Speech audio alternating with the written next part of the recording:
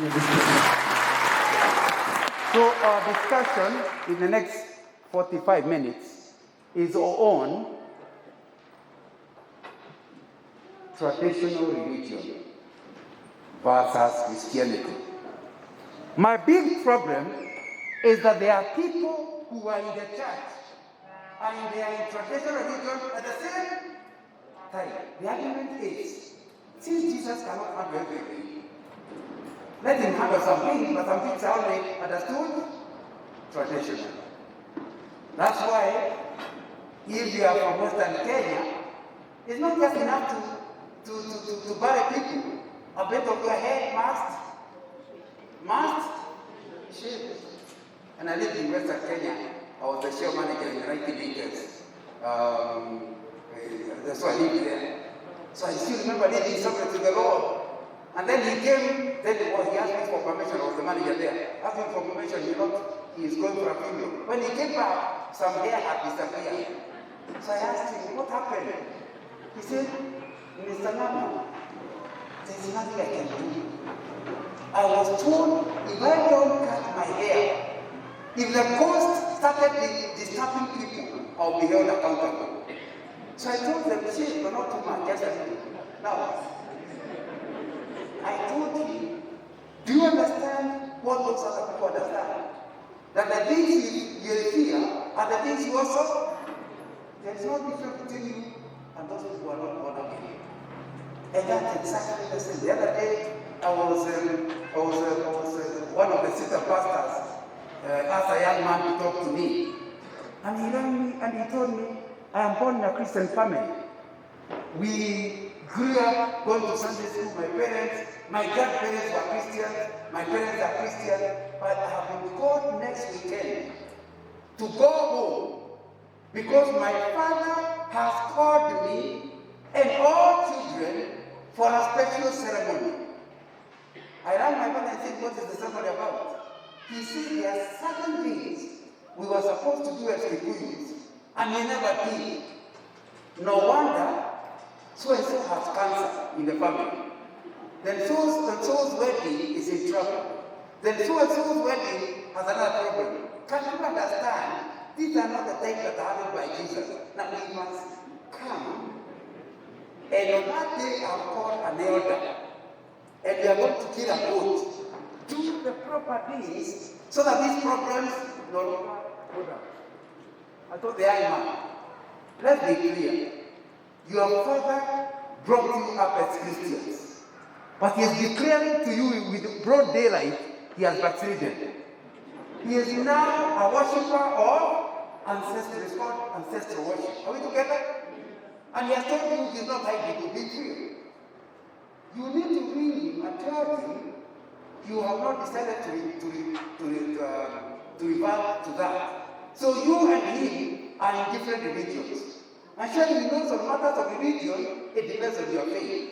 So Papa, I respect you, I honor you. But if that's your religion, please go ahead. But on this particular Saturday, I am not coming. If you go, obviously, if you don't participate and follow their lead, it's not be right. You must respect your parents. But respecting your parents is not the same as obeying them. Am I communicating? The two words are different. I was about to explain to him, that the Bible says what it means and means what it says. In the book of Ephesians, the Bible says, children obey your parents, isn't it? Meaning, if you are a child, you must obey. When you become an adult, you now follow the 10 Commandments. And you know the same Bible that had the word obey was available to use it in the 10 Commandments. When the 10 Commandments, what do they say? Honor your father and mother. Because age does not stop you honoring. I'm around 70, I was born in 1952. I'm around 70. If my parents were right, they are not. They will be somewhere near 100. Now, even at 70, I will still be expected to honor my father and mother. That's a commandment. Anytime you disrespect your parents, whatever your age, You are risking not a curse from your parents, but a curse from God. You must, a biblical requirement, honor them. But I like the Bible. You are not expected to obey them. I explained to him. How do we know this? You know this because when the children of Israel were moving to Egypt, anybody who was 20 years and above saw what God did at the Red Sea. Because they remember they were born in 14 days all the way to Israel if they had used the other route. But they were taken through the Red Sea. A much longer route. The Bible tells us the reason he took them through there is to build their faith to handle the Canaanites. So he took them through, built their faith, but people despite building their faith, when they faced the Canaanites, 10 of the spies say, no. 2 say, yes. What did God say? Anybody who was 20 years and above, when they go to the Red Sea, would die where? In the desert. My friends. And 19-year-old and a 20-year-old are very similar.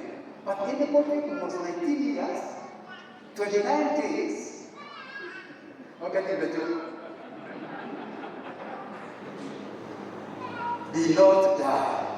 He went to Canaan. Why? Because according to the Bible, anybody 20 years and above is an adult. Anybody below 20 is a child. So when you are supposed not to, those people below 20 are supposed not to just honor, but to also obey. Those above 20 are not expected to obey their parents. They are supposed to honor them. So yesterday, I was a speaker in one of the wedding preparations. I know since it's a Kikuyu and a Kamba wedding, the one you can use is Rashi, but that one is only used by non-Christians. If you are Christian, you go for Ododo. In other words, non-Christians sell cows. And that's why they use the word dowry. The moment you get somebody use the word dowry, even if he's not a Christian, you understand it. Because Christians, dowry means bride, price. And you see, the Bible does not allow us to sell people. That's why we are born slave to it. I'm not complicated. So, it needs to be understood. You cannot be a Christian woman and be on sale.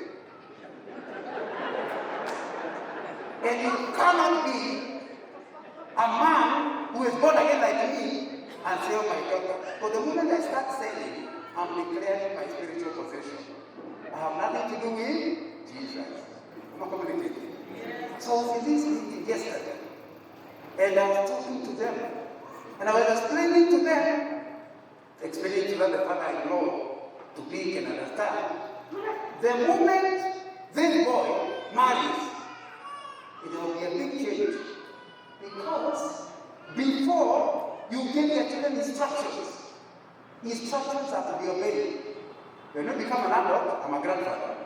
In fact, this morning I've just gotten a message that my grandchild wanted to come and was told by my wife, oh, your car has gone to Nakuru. And then my grandchild was very disappointed. What is he in Nakuru? But I'm preaching. When I go back, I'm going to feel my grandchild. Now, you need to understand that with my married children, I don't give instructions. What do I give? Advice. I'm not communicating. The difference between advice and instruction is advice is to be considered. The instructions are to be followed. If you are about 20, if you obey your parents and they lead you to hell, you will go to hell properly. Because God will hold you accountable. If you are a child, it will be blamed on your parents.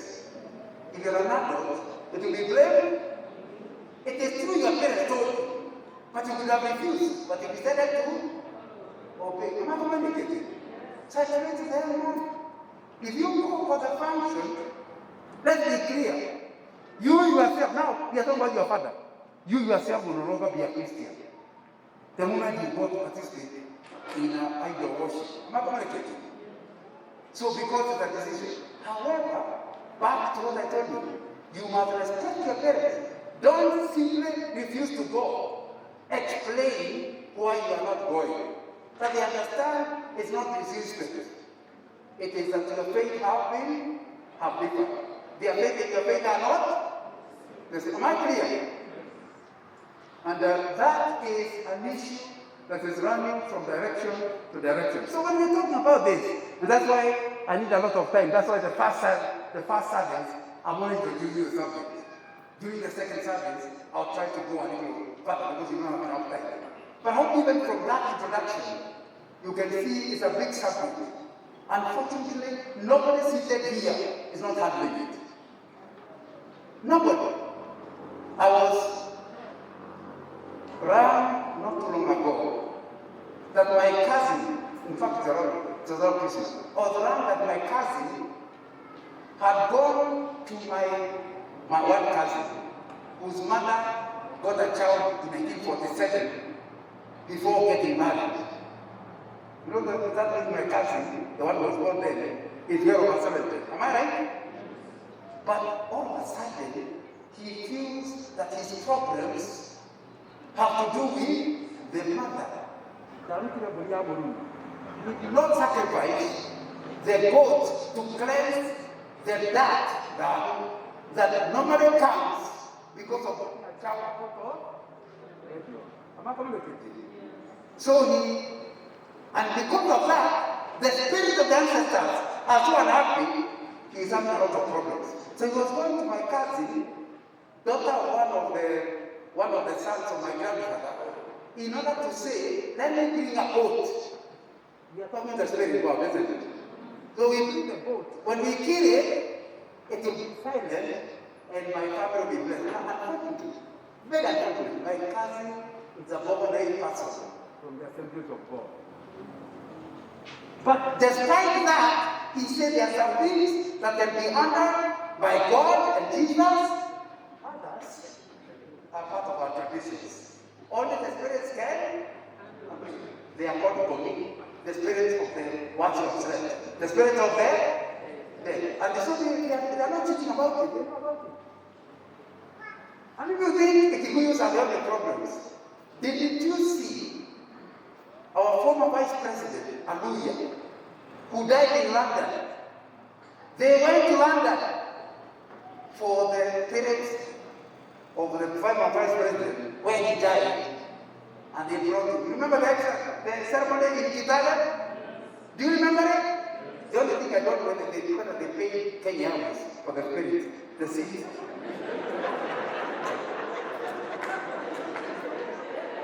And the reason I mentioned it is because it was in the press. Are we together? You can't understand people with the level of education that the Luya have. How? What did you have? Is in the ceremony, some pastors were. Can you have a problem? Of a total mix where we are in the child one leg and the traditional religion the other leg. And the big darkness comes from people don't want to call it religion.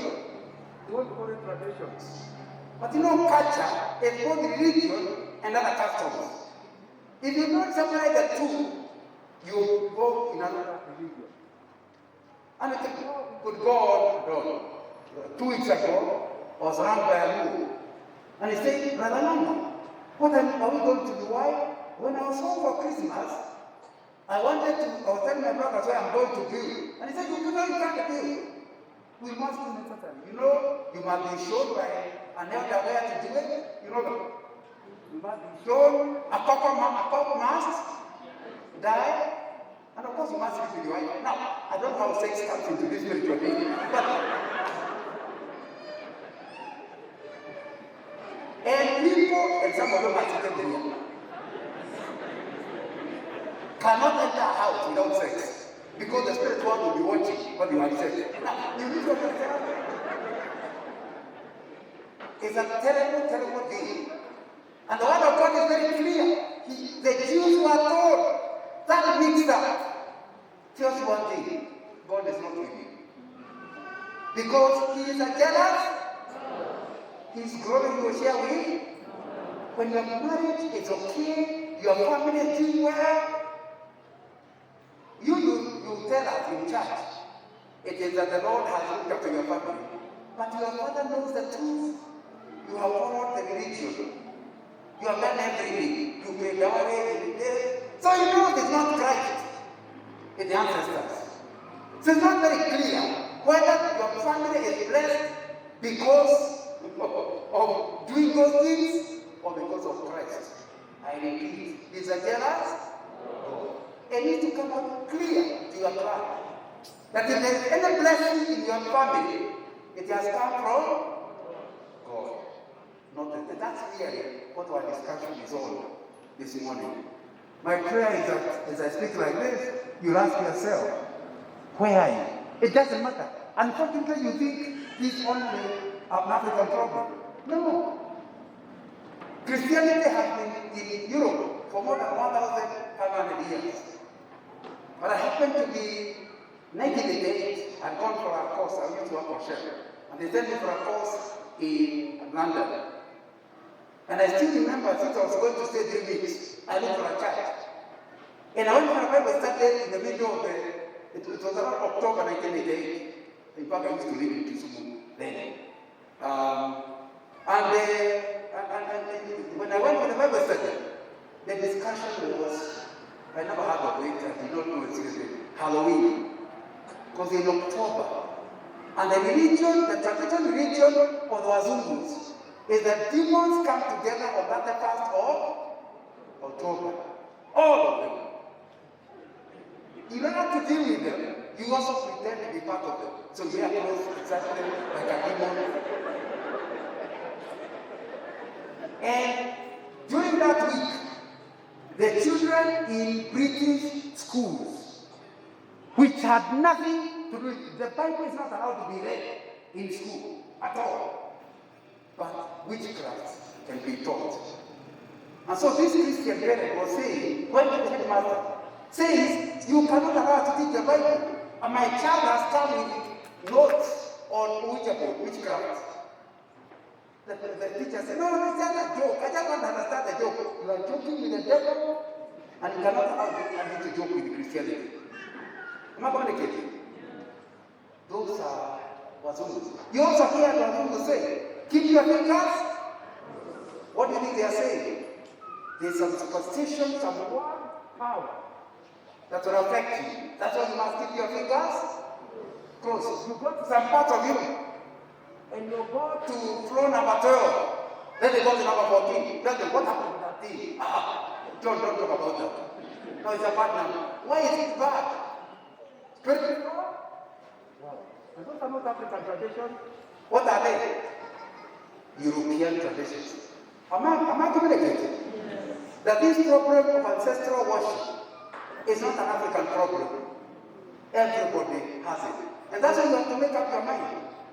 Do you want to accept Jesus as your Lord in every area of your life? Or do you like some protection from your ancestors or not? I'm measuring my time and 20 have gone, all of that in introduction. But I promise you I will not take longer than I have been given. But it's my prayer that as we discuss this, that God will hold it on to us. I'll discuss the issue of the importance of being a Christian first. That you take Christ and His control. I'll also discuss a bit of misplaced contextualization. I'm also going to discuss a little of why Christians are moving back to ancestral worship. Why do I think people are going back to that? And then I'll go through a checklist of certain customs, just discussing them. But I want to read a few verses before I begin. Let's go to 1 Corinthians chapter 10, verse 20, and it's also in my notes. 1 Corinthians chapter 10, verse 20. King James says, but I say that the things which the Gentiles sacrifice, they sacrifice to devils and not to God. And I would not that he should have fellowship with the devils. Are those Gentiles? Are Kikuyu Gentiles? Are the Kalenjin Gentiles? Don't quote me. Quote the Bible. religious ceremony. It's a ceremony to who? Not go to. What does the Bible say? Any encouraging religious ceremony is a ceremony to who? Demons.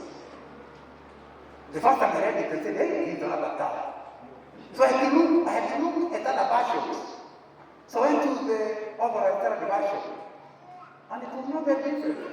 But I say that the things with the Gentile sacrifice, they sacrifice to demons and not to God. And I want that they should have communion with demons. The Amplified says, on the contrary, the things which the Gentiles, those are pagans, sacrifice. They sacrifice to demons, in effect, and not to God. And I do not want you to become partners with the demons by eating at feasts in pagan temples. Another one. No, I am suggesting that what the pagans sacrifice, they offer, in effect, to demons, to evil spiritual powers, and not to God at all.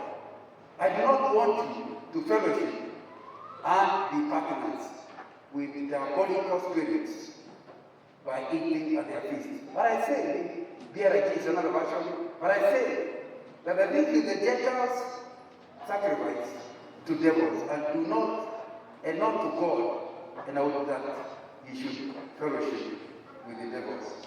I'm reading all those versions that you don't start thinking is a misinterpretation of the original Greek.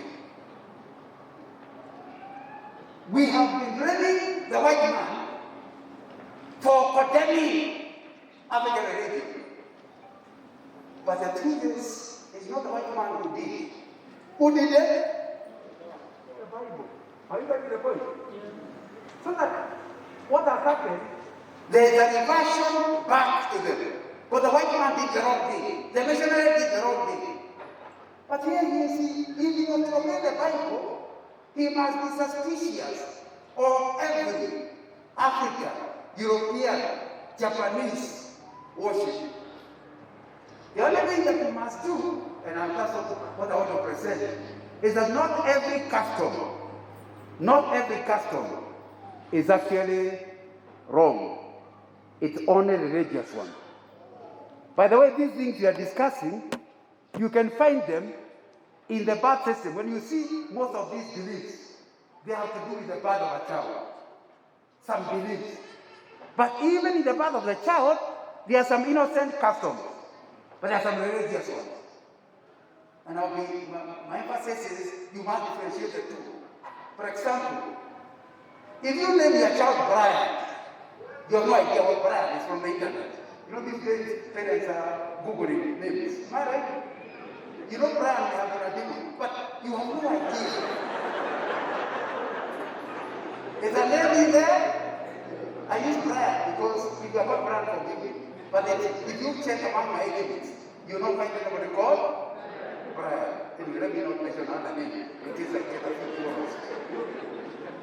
So there is no difference with calling your son Tiplahat instead of Brian. A name is a custom, and you name people either to show respect or to have memories of them, or somehow because we enjoy calling the name. Am I right? There is nothing in the scriptures that tells us one method of naming is better than another. But the scriptures tell us, even in those days, they gave names of people they want to respect. So when John the Baptist was named, and Zachariah, because he could not speak, wrote the name John, the people started saying, there's nobody in your, you know the story, isn't it? There's nobody in your, among the relatives called John. In other words, their naming was a way of extending the name of their family. So there's nothing wrong with it. So if I am to name my firstborn son, my father, as long as it's a sign of respect, a sign of remembering people, there is absolutely nothing wrong with the naming your father, maybe your firstborn or your secondborn or whatever. As long as that's what you are doing. However, sometimes it's not beyond that. When you are not naming just for naming, it's an incarnation. You start, you say, you name somebody called Kenua, and you think the drunkard has come into your side. That is now religion. Are we together? You are not in that religion. Or you name your child on the basis of starting to cry. The other day I heard of this particular Christian couple where the baby after being born, they went home and the child was crying continuously. And they called both parents. And one parent was not saying, the other one was saying. So the mother, they had sent the mother saying, it's all here, what's wrong with me? I'm coming. And that baby was not crying. We must have called him the wrong name. No wonder he is. When the same mother or grandmother of this baby had, she took the first minute to arrive before the other. When she arrived, she says, the baby is crying, yes. Do you think you are giving me enough milk? I'm not sure. He says, get milk, buy milk. He says, no, you are told that you don't feed the baby with milk before 6 months are over. And when the baby is hungry, now do it because I'm telling you to. It is a good idea. I'm giving you good advice. Whatever you are told in the hospital, now take it. So she took formula, gave the baby. By the time the other mother arrived, there was no crying. There was no demon. It was, sure, a baby cannot be talking. What's wrong with the baby? But they wanted to make it. So you need to understand that you can tell when you stand because of that. Another one, if the baby has hair, you can't cut it unless the grandmother comes in. Now tell me, why? If the idea is to occupy your mother beside you, there's nothing wrong with it. If the idea is religious, then you are invoking power. How do you tell that? Just your mom. Don't come. I'm cutting the hair. No, you can't do it. I'm going to relieve you. Am I communicating? You can always tell because if you dare do something that has a religious connotation, your mother loves you so much that they will not want you to get into trouble. So they are telling you not to, isn't it? So you need to understand the two are different. And that's why I told you it's not a subject you can finish. But that's an issue you have to deal with. Another issue that is the issues of marriage, dowry, and weddings. I'm picking, it's everywhere, but I'm picking examples so that you understand how big it is. I started with the issue of dowry. I would like Elder to read for us 1 Corinthians chapter 7, verse 39. And here, again, you need to understand that dowry is not just a change of money. How do I know? For most of the tribes, if you don't give dowry, the ancestral spirits participate. Are you getting the point? And in fact, if you don't give dowry, then your daughter is ready to get married. If you receive dowry, you will get a problem from the ancestors. Are you aware? You find a lot of girls who got children out of wedlock. They are okay, they are praising the Lord in church all the time until they see their children become teenagers. And here is one of these days, somebody might come to give me dowry. What do? They do, that's why you have had the term becoming very popular among the kids, called Kamuereno. It's the idea of single girls getting together to raise enough money to visit their parents to pay dowry for themselves. That thing is neither Christian nor traditional. But traditionally, your father would have to be a fool to accept dowry from you. Am I communicating?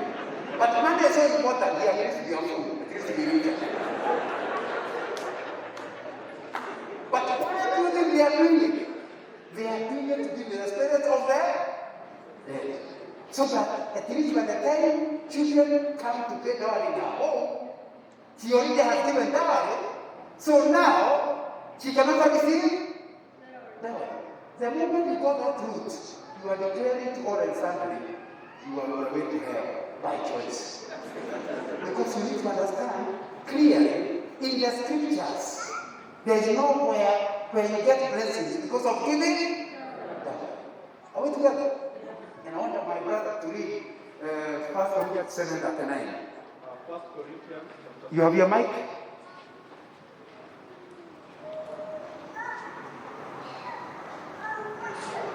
I'll be loud. No, just speak your mic. Since you are thinking.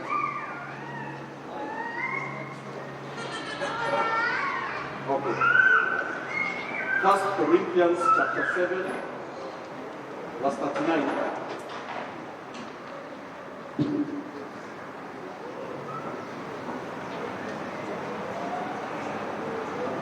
First Corinthians chapter 7, verse 39. A woman is bound to her husband as long as he lives. But if her husband dies, she is free to marry anyone she wishes. But he must belong to the Lord. Thank you very much. That is the verse that destroyed dowry. Because dowry is a purchase price given by the clan of the boys in order to get the child, this girl child, to stop belonging to their clan, to now belong to this other clan. And you're not allowed to transfer clans without payment. Am I communicating? The moment you do that, if your husband dies, remember you don't belong to your husband, you belong to the clan. That's why you cannot marry outside. You can only be inherited, we call it because you see, once your husband dies, you are sinful by not by anything wrong you have done, but by the death of your husband. Then brings a problem with your family. In order to cleanse it, you must sleep with one of the brothers of your husband. So we call it now, I was telling my children, and they were saying, no, that's not the deal. I said, no. I told you I was not born in 1952. As a small boy, people were dying either because of the home girls or because of my mom. And I saw many women inherited. It's a normal Kikuyu custom that once God has been given, you must stay in that clan for the rest of your life. Am I communicating? Now we think it's a good thing or a weird thing. No, it's a good thing. Why do you think they do it? Because if you are not inherited, you bring down, you bring sin in your family, and you bring a curse. Am I communicating? Then you go to this book. Even the Old Testament, they actually used to inherit. Am I right?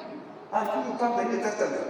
New Testament says it must stop immediately. Paul is saying, if you are a Christian and your husband dies, you are free to marry anyone. As long as they belong. What about if they are not from your tribe? What about if they are not from your tribe? What about if they are not white? What about if they are black? Paul says irrelevant. The important thing is, are they Christians? Am I communicating?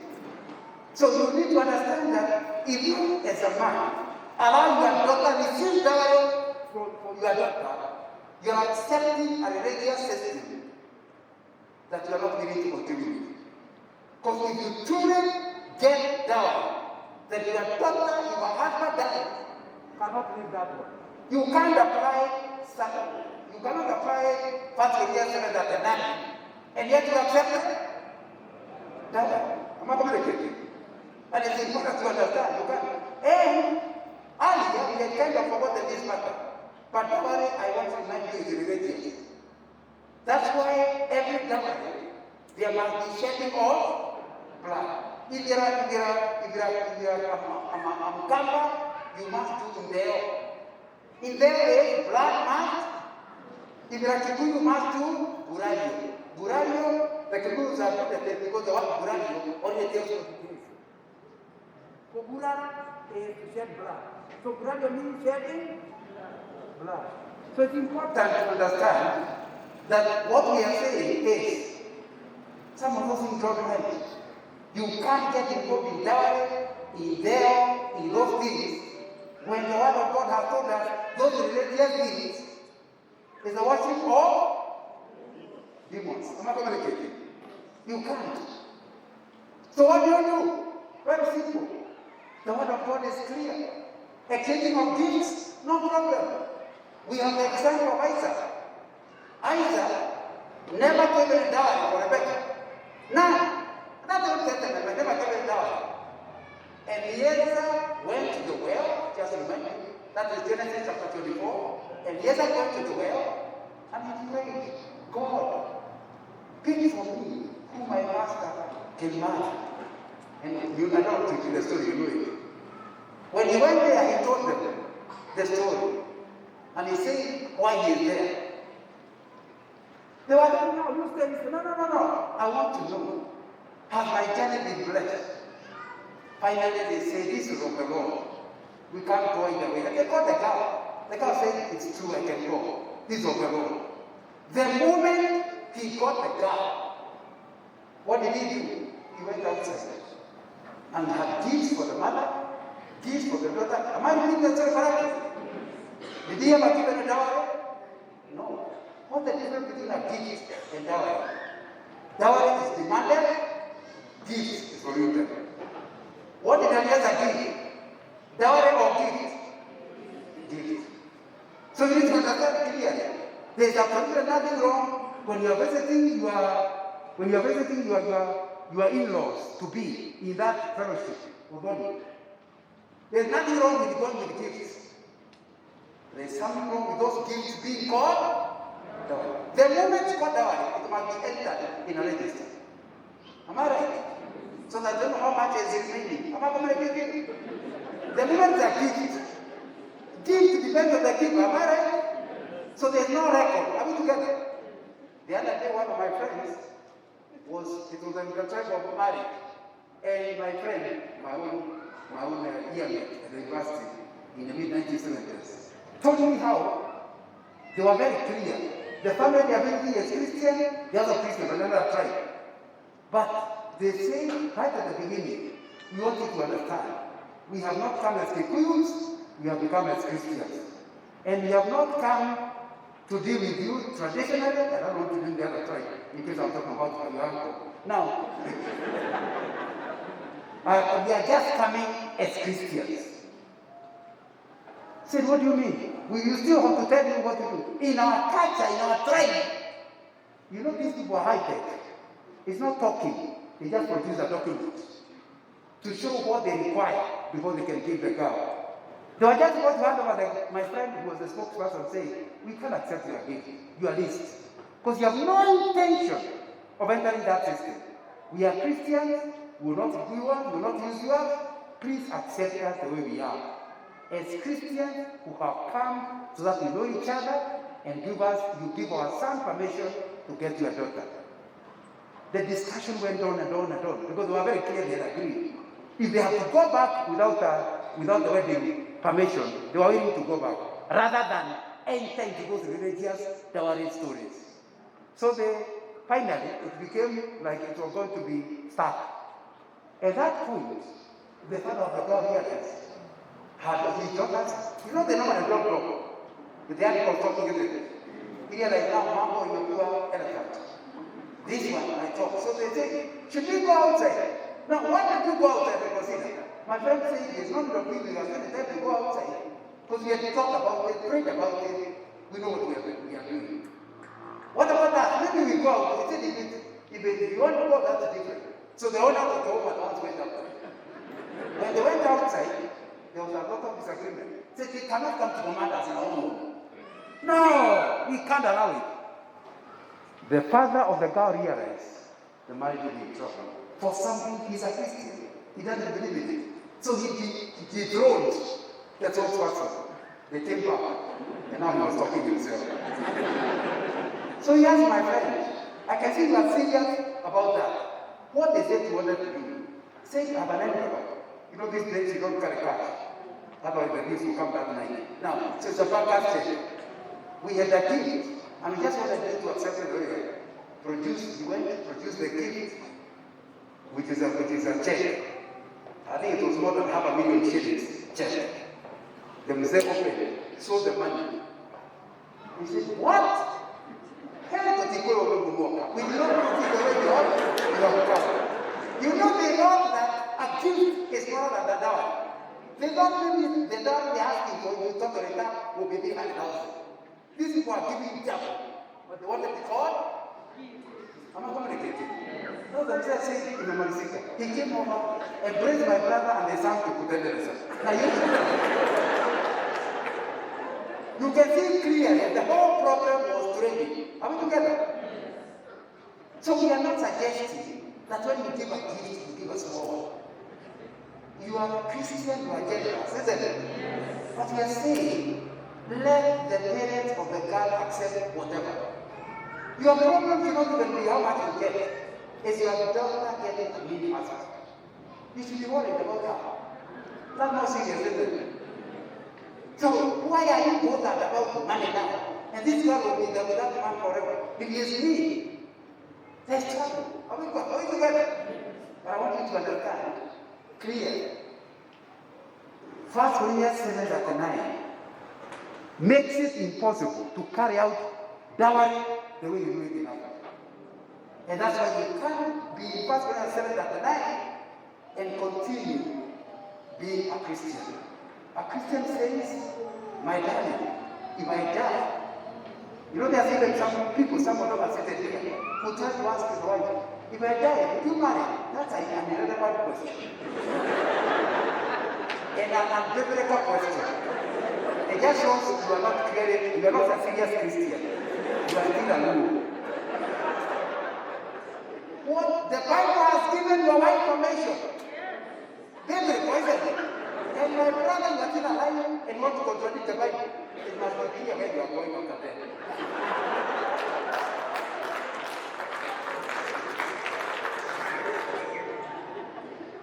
So it's very important to understand. Unfortunately, my 40 minutes are over. But you can see clearly these are things that we need to deal with. The last one I want to deal with is this one, and I'm finishing. I've only 3 minutes. Now, the last one I want to deal with is this one of being called an elder. Who can a Christian join the Canadian Council of Elders or the good Council of Elders? If I had a time, I would have called a little mother, but let me give you 3 reasons. Number one, none of the Council of Elders I know does not involve sharing of blood. Every one of them, you must give an animal. And after the death of the animal, you now are accepted as an elder within that. Unfortunately, for Acts chapter 15, verse 20, when they met in Jerusalem to discuss the same topic we're discussing today, or like if you read Acts chapter 20, they discussed and said the Gentiles do not have to follow Jewish customs. However, although they have to continue with their customs, there are some customs they must stop, and they are very certain. One of them is the custom that involves. So anything that involves blood, they were told that custom must stop. And to become an elder, it involves blood. The other day I was meeting one of the leaders of the new council and said in my age, the guy qualified, says, age qualified, but you must give us a good. I said, but I don't want, I'm a Christian. I'm not allowed to do a good. But he said, even if you are Christianity, you have requirements. We also have our own. So I realized it's not difficult to connect. It's impossible. Because the Bible says, I cannot involve in church blood. They say, I must let them go. Don't you see it's impossible? Number two, the moment you choose the elders, they are their own rules. And those rules are not biblical rules. And some of the rules contradict the Bible. How can you judge something and then break their rules? And you have the freedom not to judge it. I'm not going to take it. Number three, once you judge it, you must be involved in clan prayers or church prayers. And the prayers are not in the name of I'm not making use of Mother's Kenya, and we say, die. That's not the Jesus was very clear. If you want to pray as answer, Pray in the name of Jesus. Can you see? It is not difficult to be an elder. It is impossible. Let us pray. That's what we do. Spend 1 moment just thinking. Are there some things you've been involved in that truly make you a participant, like we read at the introduction, of demonic activities? We like to say, God forgive us. We want to be pure. Forgive us for the past. From today we make a commitment to only be covered by the blood of Jesus. No, no. Not by encouraging. As I pray, to put up your hand, as a dedication to God, that you want to be totally easy, not have this and have the other. You're telling God, forgive me for my past. Pray for yourself, but if you also want me to pray for you, just put up your hand. If anybody, just put the time up after I see you put it up. The Lord bless you, the Lord bless you, the Lord bless you, put the hand up. The Lord bless you, the Lord bless you, the Lord bless you, the Lord bless you. Anybody else? You want to be praying this prayer, you're saying, God, forgive me. Kuna mahali, there are some places I've reached, but I know you are forgiving God. And I don't want God to this service. I'm forgiving. Don't put up a second time. Is there anybody else? Just put up your hand high now. Yeah, the Lord bless you also. The Lord bless you also. Anybody else? The Lord bless you. Anybody else? That's what was the senior pastor to come and commit that. All of us are put up our hands into God's hands. Number one, for forgiveness. Number two, that He will give us the courage to follow Jesus, irrespective of oppression from them. Senior pastor, do you want to pray for us?